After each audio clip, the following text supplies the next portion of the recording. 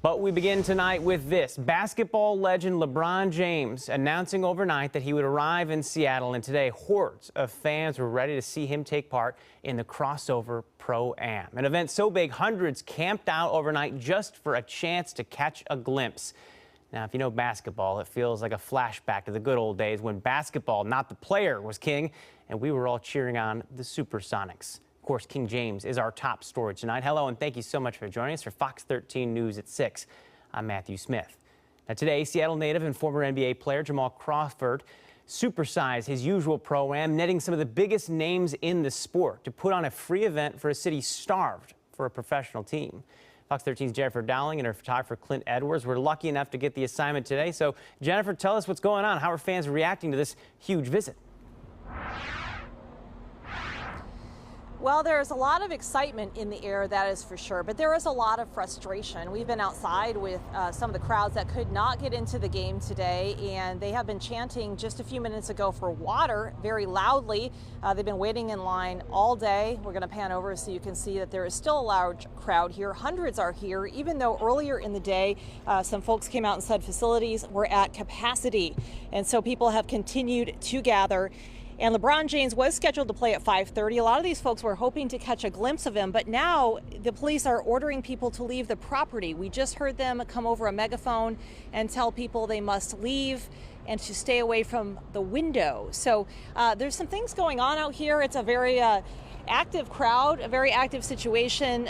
People, again, waiting in line all day to see this game.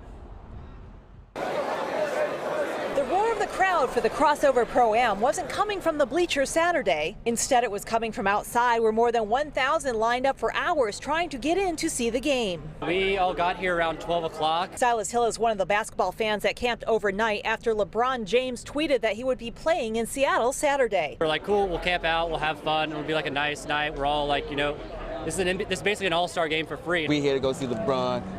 Hopefully. Christopher Felder was excited to bring young Christopher to see the game. It's peaceful, ain't nobody fighting. It's cool. I see smiles. I see, everybody anxious to get up inside and see LeBron. I'm excited. Who are you excited to see today? LeBron. LeBron was one of the reasons for the big lines. It's for LeBron James, all the NBA players, all the stars players. As the crowds grew, some people tried holding seats.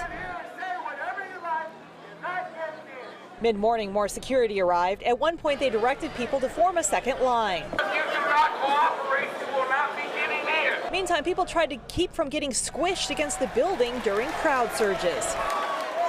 People would cheer when they thought they were going to open the doors, but as the day wore on, the crowds grew restless, chanting, "Let us in." Seattle police arrived to do traffic control. By then, many who'd camped out were forced out of line. You can't sit down, and people are getting hot. We don't have water. People are very, very dehydrated. When people are rushing, there's a brick wall there, and there's really nowhere anyone can go and get out. So it's just a dangerous situation. Everybody just filled in. We lost our line. This family had to get out for safety reasons. They were up against the wall. She rescued them for me. My legs were hurting, but I also wanted an autograph from LeBron James. I got tired, and I had to go to the bathroom. The impact on the neighborhood is just really poor. Jude Adams says more organization for the event was needed. There's garbage all the way down to the rooftop brewery, all the way that way.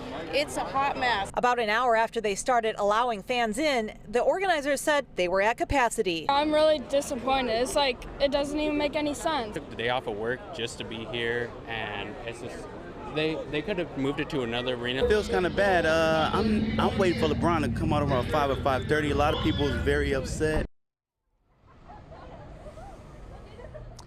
So some folks really disappointed they weren't able to get in, but still waiting outside right now, hoping. I reached out to Seattle Pacific University for some comment on the situation, and they said their facility staff was aware of the trash situation, and they're going to try to look at cleaning that up.